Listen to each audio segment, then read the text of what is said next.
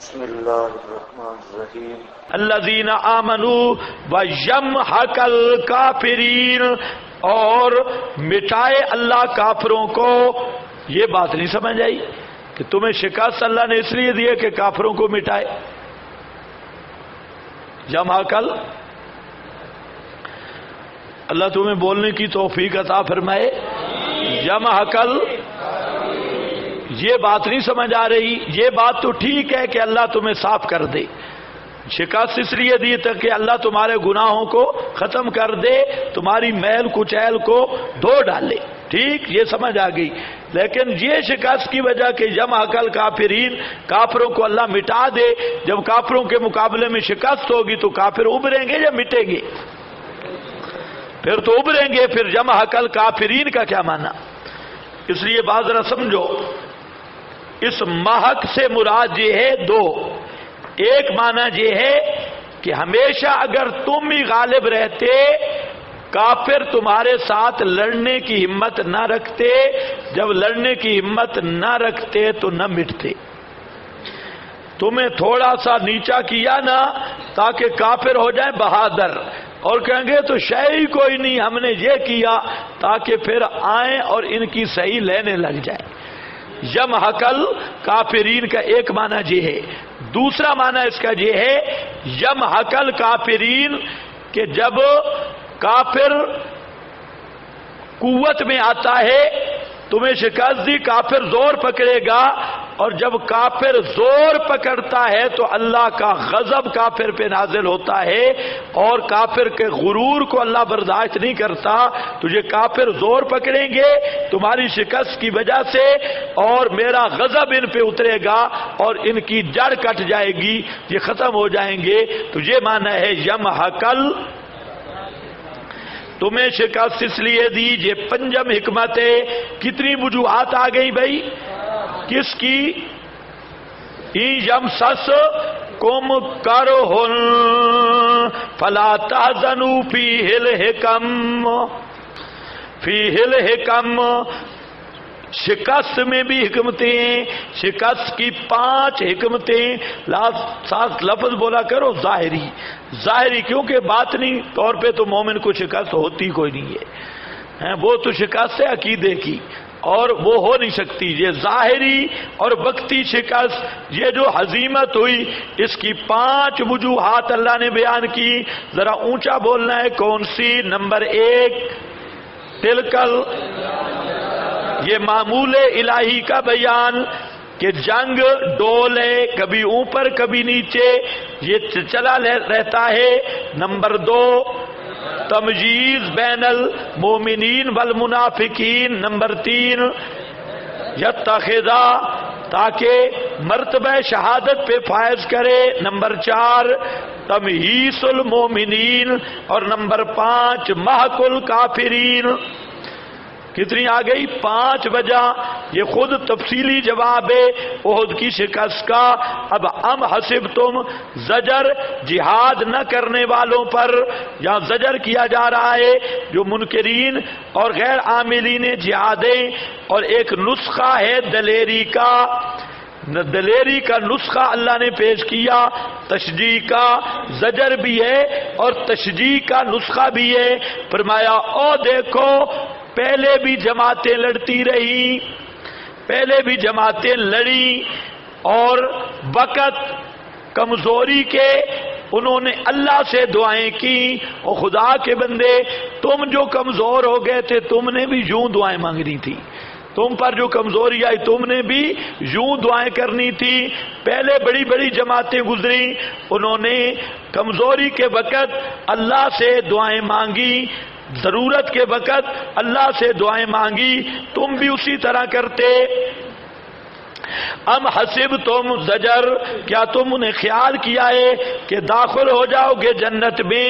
ابھی تک نہیں ظاہر کیا اللہ پاک نے الذین، ان کو، جاہدوا، جنہوں نے جہاد کیا تم میں سے، وَيَعْلَمَ الصَّابِرِينَ، وَيَعْلَمَ الصَّابِرِينَ وَلَقَدْ كُنْتُمْ تَمَنَّوْنَ، ملامت بر انہضام ملامت بر انہضام یہ بھی صحابہ کی تربیت ہے اور صحابہ کے ساتھ اللہ پاک کی محبت ہے. اس کو رابطی نہیں سمجھ سکتے. استاد کو جب شاگرد کے ساتھ پیار محبت ہو تو تربیت میں وہ محبت کے انداز میں ایسی باتیں شاگرد سے کرتا ہے جو اس کا مقصد نہیں ہوتا.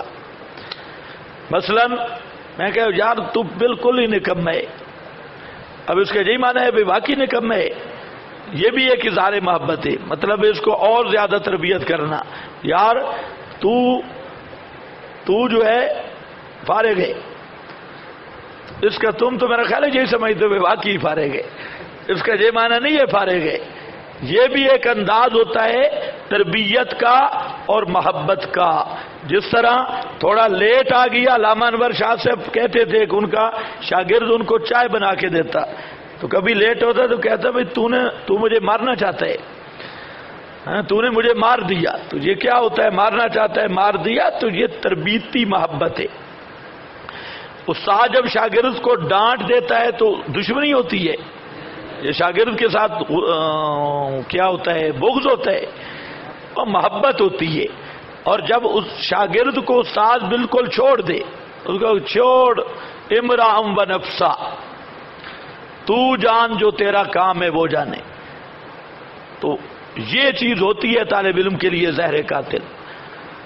یہ تو خوش ہوتا ہے کہ میری جان بخشی ہو گئی، لیکن اصل زہر قاتل یہ ہے کہ جب مربی مربوب کو ٹوکے نہیں، جب تک مربی اپنے مربوب پر اعتراض کرے، ٹوکے اور اس کو پوچھے لیما کیوں یہ کیوں کیا، یوں کر، تو اس کا مطلب ہے کہ مربی کی مربوب کے ساتھ محبت ہے اور وہ تربیت کرنا چاہتا ہے. اور جب مربی مربوب سے لا تعلق ہو جائے اور اس کو جو کام کر رہا ہے کوئی نہ پوچھے تو سمجھ لو کہ وہ اب مربوب تباہ ہو جائے گا. تو صحابہ کی اللہ تعالیٰ کے ساتھ ہے، اللہ کی ہے صحابہ سے محبت، اور صحابہ ہے مربوب الہی، اللہ ہے ان کا مربی. تو اللہ رب العزت صحابہ کی تربیت کرتے ہیں. کبھی سخت لفظ لیکن وہ سخت حمد سن رہے ہیں. اللہ رب العزت کے وہ بھی محبت بھرے الفاظ کلمات ہوتے ہیں، اور اس سے بھی صحابہ کی محبوبیت ظاہر ہوتی ہے، جس کو مودودی اور اخواتہ نے نہیں سمجھا اور انہوں نے صحابہ کے عیب بیان کرنے شروع کر دیے. یہ ایسے ہے کہ جیسے کوئی مربی استاد اپنے شاگرد کو سمجھا رہا ہو، یوں کیوں کیا، اور ادھر آدمی کھڑا ہو کے کہ بڑی بےزتی ہوئی ہے. آج کل تو یہ شروع ہو گیا ہے مودودی ذہن، بڑی بےزتی ہوئی ہے، یہ ہوا ہے وہ. حالانکہ اس استاد کی طالب علم کے ساتھ محبت ہے، شفقت ہے، اور وہ اس کی کیا کر رہا ہے؟ تربیت کر رہا ہے، وہ بےزتی یا ذلیل نہیں کر رہا. تو یہ دونوں عینکوں کے آئینوں میں فرق ہے. اللہ کے صحابہ محبوب ہیں، اس لیے اللہ رب العزت ان کو کبھی تسلی دیتا ہے، کبھی ان کی غلطی یاد کراتا ہے کہ یوں کیوں کیا، کبھی فرماتا ہے یوں نہیں ہونا چاہیے، ایسا نہیں کرنا چاہیے، تم یہ کرنا چاہتے ہو.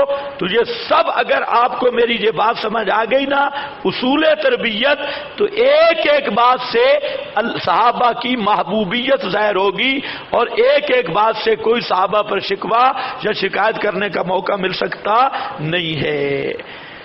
یہ ذہن میں رکھ لو. والا قد اب یوں ملامت بر انہضام، لیکن یہ ملامت بھی محبت بھری ہے. فرمایا تھے تم بڑی تمنے کرتے الموت، شہادت والی موت کی، جہاں موت سے مراد ہے یا شہادہ ازروح المعانی، اس سے پہلے یہ کہ تم ملو اس کو. ہو ضمیر کے مرجے میں دو قولیں، الحرب یا الموت، پس دیکھ لیا تم نے اس کو، یعنی سبب حرب کو یا سبب موت کو. وانتم، اور تم دیکھ رہے تھے آنکھوں کے سامنے. تم پہلے تو وہ کہہ رہے تھے نا کہ ہمیں شہادت سے نہ روکو، نوجوان سارے کہتے تھے ہم باہر نکلیں گے. اللہ فرماتے ہیں پھر اب کیا ہو گیا؟ اس وقت تو تم پیغمبر کریم کو کہہ رہے تھے ہم ذرا شہید ہونا چاہتی ہیں، تو اب تھوڑی سی عزیمت ہو گئی تو اب پریشان ہو گئے ہو. تو یہ تربیت کا انداز ہے، یہ کوئی صحابہ کی بےزتی نہیں ہو رہی جیسے مودودی ملعون وغیرہ نے سمجھائے۔